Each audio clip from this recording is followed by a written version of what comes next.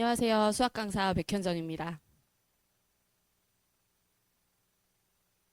이따가 이제 소장님하고 원장님께서 많은 좋은 정보에 대해서 많이 말씀해 주실 거기 때문에 저는 짧게 제 수업에 대해서만 말씀드리고 물러나도록 하겠습니다. 저는 이제 고등부 내신 수업을 맡은 지는 한 13년 차 정도 됐고요. 대치동에서는 지금 10년 동안 토모 수학을 거쳐서 아까 설명해 주셨지만 예섬 그리고 대치 명인까지 수업을 진행을 하고 해왔고 이번에는 김지연 원장님과 함께 이제 수상화 예비고일 아이들 수상화 실력 그리고 수원 실력 수업을 맡아 진행을 하게 되었습니다.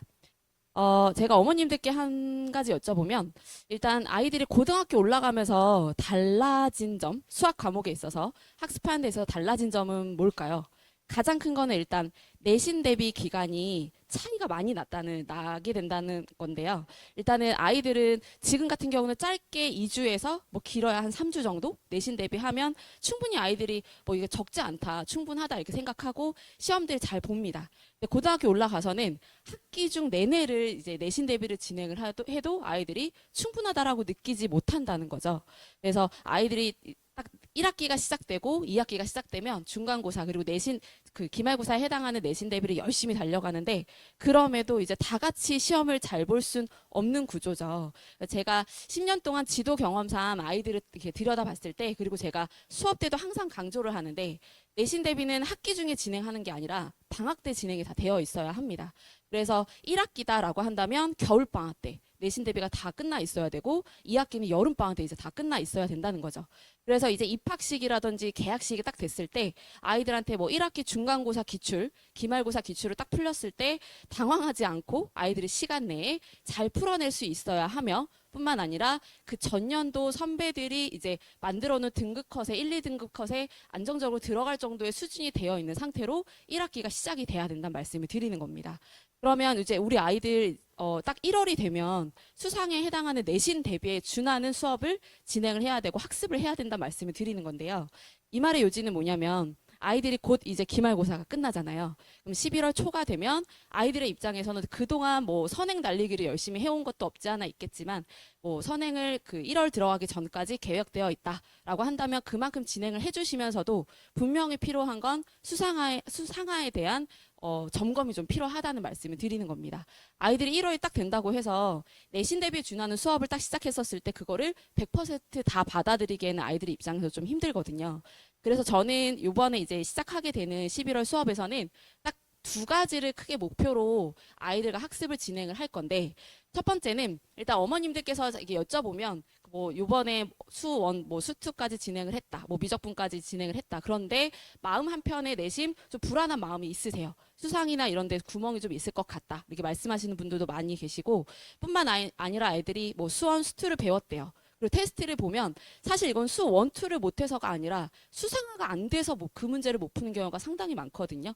그러다 보니까 일단은 요번 제가 11월에 개강하게 되는 수업에서는 첫 번째 유형별에 해당하는 문제풀이를 진행을 할 건데, 자, 그동안 아이들이 뭐, 시중교재 센을 풀었든, 마풀 시너지를 풀었든, 일품을 풀었든, 시중교재에 해당하는 그 유형별에 해당하는 문제들은 다 풀어왔을 겁니다. 근데 제 수업에서 진행하는 건 시중교재에 있는 문제뿐만 아니라 이제 아이들이 곧 마주하게 될 21년부터 23년까지의 내신 기출, 대치동에 있는 내신 기출을 유형화 시켜서 단원별에 해당하는 유형별 복습을 첫 번째로 기본으로 진행을 한다 생각하시면 될 것 같고 두 번째는 뭐냐면 이제 실전에 대한 연습인데요. 제가 이제 내신 대비 들어가면 아이들한테 이제 한 페이지당 이렇게 나눠서 여기에는 이제 수평교라고 하죠.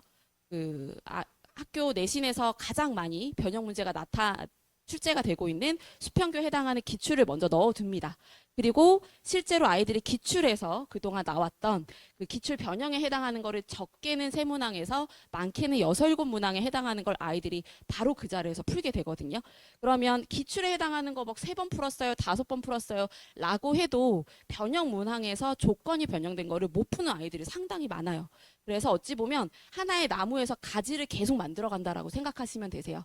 그러니까 이 문제에서 이 조건이 바뀌었어. 이 문제에서 이 조건이 이렇게까지 확장이 되기도 해. 라고 하는 어떤 사고력을 계속 키워나가는 문항들을 아이들하고 내신 대비 때 진행을 하는데 자 1월부터 진행한다고 해서 아이들이 열심히 막 따라올 수 있는 경우는 아니거든요. 그러다 보니까 이번 수업에서는 유형별에 해당하는 학습을 기본 베이스로 하고 요거에 해당하는 실전 유형 그리고 그거의 사고력 확장에 해당하는 유형을 조금씩 연습한다라고 생각하시면 될 것 같습니다.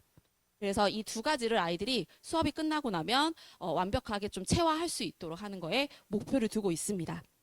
그리고 제가 어머님들께 넣어드린 그 수업 계획서 맨 앞에 보시면 이제 세 가지를 적어드렸는데요.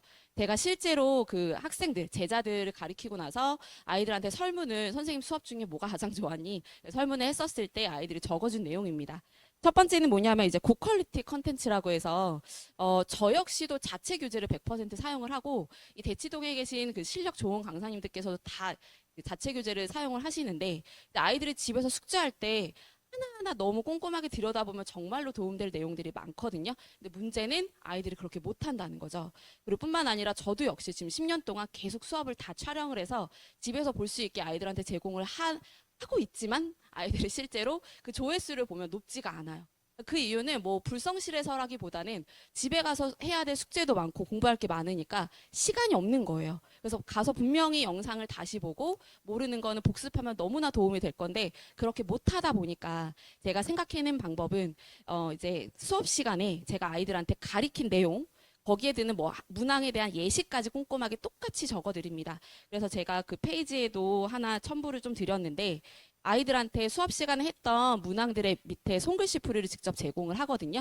그래서 수업용 프린트뿐만 아니라 그날 보낸 일일 테스트까지 손글씨 풀이를 제공하기 때문에 실제로 아이들이 집에 가서 같은 시간 공부해도 그 전에 비해서 효율이 상당히 많이 높아졌다라는 얘기를 많이 해요. 그래서 요 풀이만 봐도 아 이때 선생님이 강조했던 거, 이때 선생님이 얘기했던 걸 이제 복기시켜서 복습할 수 있는 내용이다 생각하시면 될 것 같고 그리고 두 번째는 제가 적어드린 게 빈틈없는 꼼꼼한 티칭이라고 적었는데 아이들 중에 오늘 만약에 역함수를 배웠어요. 근데 수업 시간에 했는데 알 것 같지만 조금 어렵대요. 그리고 절대값 들어있는 함수의 그래프 그려서 문제 푸는 것도 몇 개는 할 수 있겠지만 자기가 아직 완벽하게 아는 것 같지 않대요. 그러면서 아이들이 가장 많이 요청하는 게 선생님 요 유형만 좀 뽑아주세요. 요거 숙제로 좀 내주세요. 지금 이거 풀고 갈게요. 이렇게 하거든요. 그래서 그거에 해당하는 거를 아이들이 요청할 때뿐만 아니라 제가 테스트에서도 얘는 이걸 모르는 것 같구나 라고 한다면 그 유형만 바로 그 자리에서 아이들한테 여러 문제를 뽑아줍니다. 그럼 아이들이 그날 앉아서 수업 끝나고 저희가 이제 클리닉 시간에 해당한 시간에 다 일일이 풀어갈 수 있도록 꼼꼼하게 티칭을 한다. 그 부분도 아이들이 많이 좋다라고 이제 뽑아줬고 이제 세 번째는 네, 아이들의 역량이 200%까지 본인의 역량이 향상될 수 있도록 고밀착 이제 관리 시스템도 들어간다라고 보시면 될 것 같습니다. 이 세 가지는 그동안 제가 해왔던 부분이기도 하고 이번 수업에서도 학부모님들께 네, 약속드리는 부분이기도 하고요. 뒤에 이제 제 수업 계획서가 더 붙어 있습니다. 그래서 뭐 과제라든지 클리닉에 해당하는 것들을 좀 꼼꼼하게 한번 살펴봐 주시면 좋을 것 같습니다. 그럼 저는 이만 여기까지 마치도록 하겠습니다. 경청해 주셔서 감사합니다.